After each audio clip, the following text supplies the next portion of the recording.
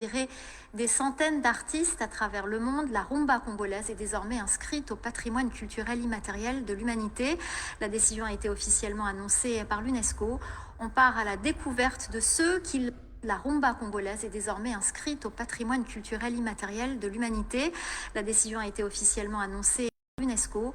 On part à la découverte de ceux qui la font vivre à Kinshasa avec nos correspondants Clément Bonnereau et Juliette Dubois. Matériel de l'humanité. La décision a été personne de Kinshasa à Paris et de Brazzaville à New York. Elle a inspiré des centaines d'artistes à travers le monde. La rumba congolaise est désormais inscrite au patrimoine culturel immatériel de l'humanité. La décision a été officiellement annoncée par l'UNESCO. On part à la découverte de ceux qui la font vivre à Kinshasa avec nos correspondants Clément Bonnereau et Juliette Dubois. À 77 ans, Gouvano Vangu n'a rien perdu de sa dextérité.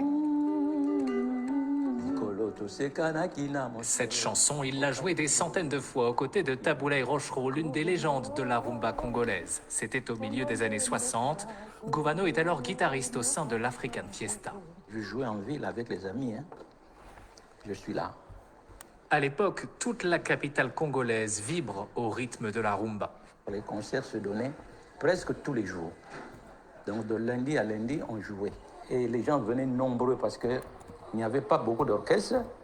Les seules distractions, c'était celles-là. Quand ceux qui avaient un orchestre, c'est ceux-là qui attiraient le public. Issue de la nkumba, une danse d'Afrique centrale importée par les esclaves noirs, la rumba naît sur le sol cubain avant de revenir au Congo dans les années 40. En 1960, elle devient l'hymne de l'indépendance et inspirera au fil des décennies des centaines d'artistes. Dans ce centre culturel de Kinshasa, des musiciens viennent se former pour en apprendre tous les secrets. Donc ça, c'est la rumba traditionnelle. Donc il y a ça. La rumba a une histoire. Donc on ne peut pas faire la vraie rumba si donc on ne s'inspire pas de la scène rumba. Une jeune génération qui arrive à comprendre ces styles-là peut aussi créer d'autres styles. Un pont entre passé et présent pour cet historien, la rumba a traversé l'histoire du Congo. La rumba, c'est vraiment le fil d'Ariane de notre civilisation.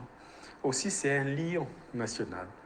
Partout, dans n'importe quel coin de la République démocratique du Congo, l'objet commun, c'est d'abord la rumba. Un objet commun est désormais un trésor universel. La rumba continuera de faire danser encore longtemps sur les deux rives du fleuve Congo. Et sur le plateau du Journal de l'Afrique, on tient toujours nos promesses. La star de la rumba congolaise, Félix Ouazekwa, nous a rejoint sur ce plateau. Merci d'être avec nous pour parler de cette rumba congolaise. Tout d'abord, votre réaction à cette reconnaissance. Ah oui, d'abord, j'ai dit à ceux qui président finalement l'UNESCO, merci. Merci d'avoir fait de ce genre de musique quelque chose qui doit être maintenant reconnu mondialement. Et il était temps, parce que déjà en 2016, le Kiba a été déjà reconnu avec sa rumba. Donc il nous manquait la reconnaissance de la RDC et du Congo-Brazzaville, parce qu'on est deux pays à être reconnus, enfin à avoir cette opportunité. Et est-ce que cette reconnaissance va apporter quelque chose aux artistes de cette rumba? Oui, parce que quand vous faites quelque chose qui est reconnu, donc ça veut dire que c'est quelque chose qui a pignon sur rue. Donc maintenant, on vous prend plus au sérieux en fait. Donc je pense que pour les artistes, c'est une dynamite en fait. C'est un coup de fouet qui va faire que maintenant on va se mettre à l'étrier. Tout le monde va donner du sien, on va travailler.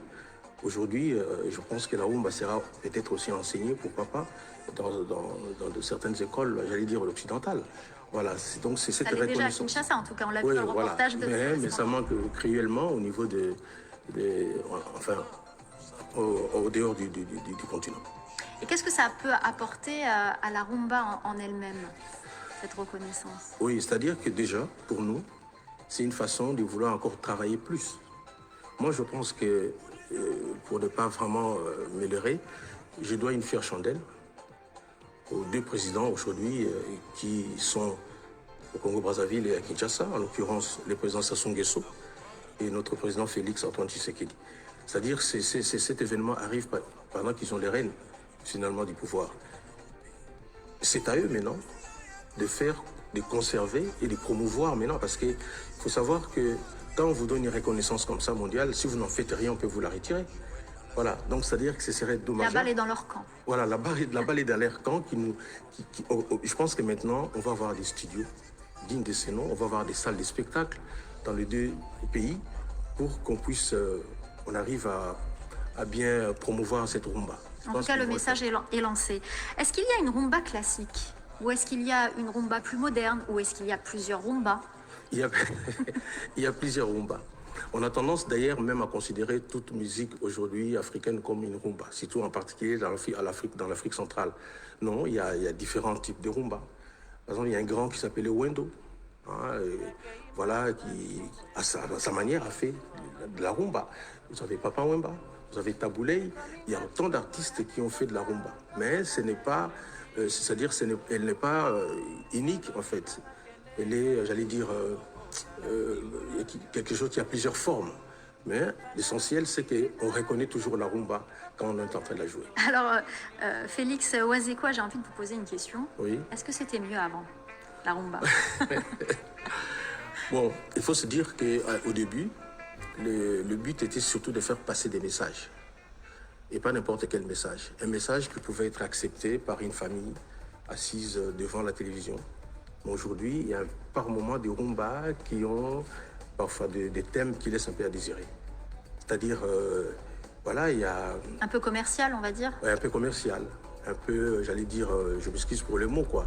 C'est un peu sexy, trop sexy, en fait. Voilà, je pense que nous devons revenir aux fondamentaux, faire en sorte que la rumba soit toujours porteuse d'un message. Et on écoute là en ce moment Papa Wemba. Ah oui. Qu'est-ce qu'il aurait pensé de tout ça, Papa Wemba? Papa Wemba, il faut dire d'abord que j'ai été son parolier. Voilà, donc c'est lui qui m'a lancé d'ailleurs dans la carrière. Papa Wemba, je pense que ça aurait été pour lui quelque chose d'extraordinaire. Je pense qu'aujourd'hui, il n'allait même pas dormir. Il allait chanter toute la nuit. C'est quelqu'un que j'ai connu personnellement et aujourd'hui même j'ai beaucoup pensé à lui. Parce que j'ai même fait une chanson à titre posthume pour l'honorer qui s'appelle Papa Wemba, le prince de la rumba. Voilà, c'est sur Félix Ouazekwa officiel. Alors il n'est plus là, mais je suis sûre qu'il chante quand même toute la nuit. Une dernière question. Vous avez vu ces jeunes à Kinshasa qui Oui. apprennent la rumba. Quel message vous avez à leur donner, vous qui avez été bercé par Papa Oui. Wemba? Quel est votre message à vous, à cette nouvelle génération? Oui, j'ai dit aux jeunes que voilà, maintenant vous êtes dans un métier qui est reconnu. Vous êtes dans un style qui est reconnu mondialement. Donc vous avez maintenant un passeport. Vous avez les droits maintenant. En plus, vous avez un passeport qui a les QR codes. Vous êtes vacciné 3 doses. Donc, c'est-à-dire que maintenant, il faut y aller. Il ne faut plus hésiter. Et la carrière s'ouvre devant vous. D'ailleurs, l'importance d'être, par exemple, reconnu par l'ONU, c'est de pouvoir laisser quelque chose aux jeunes. Donc, c'est à vous maintenant. Nous, on a fait l'essentiel. On s'est battu. Hein. C'est pas du jour au lendemain qu'on vous reconnaît. Voilà, ce sont des démarches. C'est pourquoi j'ai dit tout à l'heure... merci beaucoup au président Félix Tshisekedi ainsi qu'au président Sassou Nguesso parce qu'ils se sont battus. Enfin, en tout cas, leur gouvernement et eux-mêmes se sont beaucoup impliqués. Et il ne faut pas jeter comme ça quelque chose qu'on vous a donné sur un plateau d'or. Eh bien, merci beaucoup Félix Ouazekwa d'être venu sur ce plateau pour nous parler de cette belle rumba. Merci infiniment. C'est la fin du Journal de l'Afrique. Restez avec nous, l'info continue. Voilà, je voulais lancer un message en tout cas. Lancer un message à tous les Congolais qui sont ici partout ailleurs, qui nous regardent, qui regardent cette page. Vous êtes nombreux, encore merci. Moi, je crois que c'est une occasion pour que nos frères et sœurs combattants sachent que quand on leur disait que la rumba, c'est une richesse pour le Congo, je crois que beaucoup n'en tenaient pas compte. On nous parlait plus de... il n'y a pas que la musique qui est la culture, quand on disait que vous êtes en train de tuer la culture de notre pays. Aujourd'hui, le monde, par l'UNESCO, reconnaît la rumba. Donc c'est une occasion pour nous, comme je l'ai lancé, de pouvoir parler, de ne pas faire des choses pour tuer cette richesse qui est la rumba, une richesse du Congo. Si aujourd'hui, avec les jeunes, avec les moyens que nous avons maintenant, on n'arrive pas à faire en sorte que la rumba soit même plus que ce que l'UNESCO a reconnu, c'est en partie parce que la rumba ne se produit plus ailleurs qu'en Afrique. Je crois que c'est l'occasion que les artistes puissent se réunir. J'ai vu Félix Oisé-Quoi qui est passé, mais qui, il faut le dire, a fait l'erreur de dire l'ONU, c'est plutôt l'UNESCO. C'est le moment où les leaders doivent se réunir effectivement pour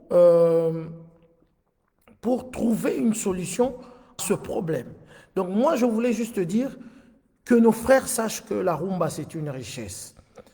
Par la culture, par la musique, nous pouvons faire entrer des devises. Par la musique, nous pouvons aussi arranger beaucoup de choses. Donc, dans tous les secteurs. Si c'est le secteur qui, il faut le dire, nous donne un peu d'honneur, il ne faut pas bafouer ces secteurs. Il y a des acteurs culturels qui travaillent dans ce secteur. Je crois que là, l'UNESCO l'a montré aux yeux de tout le monde. Peut-être il faut demander aux artistes de parler plus de la situation du Congo, qui s'avère une situation très très difficile, mais les empêcher de se produire nuit au développement, à l'expansion de cette rumba qui est aujourd'hui reconnue au patrimoine de l'humanité à l'UNESCO. Voilà, c'est un message. J'ai voulu balancer ces images pour lancer un vibrant appel à tous nos frères combattants de revenir à la raison et de revenir sur une table ronde pour qu'on essaye de parler de cette rumba que nous-mêmes Congolais sont en train de détruire pendant que le monde reconnaît la valeur, la richesse et l'impact de la rumba dans le monde. C'était le Saint-Marc Tabou pour cette petite réflexion que j'ai voulu faire ce matin, encore une fois. Donc je veux avoir des émissions avec des artistes pour parler de la rumba. Je demanderai à mes frères et sœurs chroniqueurs vraiment de parler de cet élément de reconnaissance. Et félicitations aux autorités aussi. Comme vous le savez, le thème de l'Union africaine était ce thème culturel. Et là, c'est l'aboutissement de la diplomatie. Dans ce sens-là, coup de chapeau. Et nous aimerions que dans d'autres secteurs de la vie au Congo, que nous puissions aussi faire honneur à notre pays, le Congo et le Congo-Brazzaville. C'était la réflexion de ce Marc ce matin. Merci d'avoir suivi, partagez la vidéo.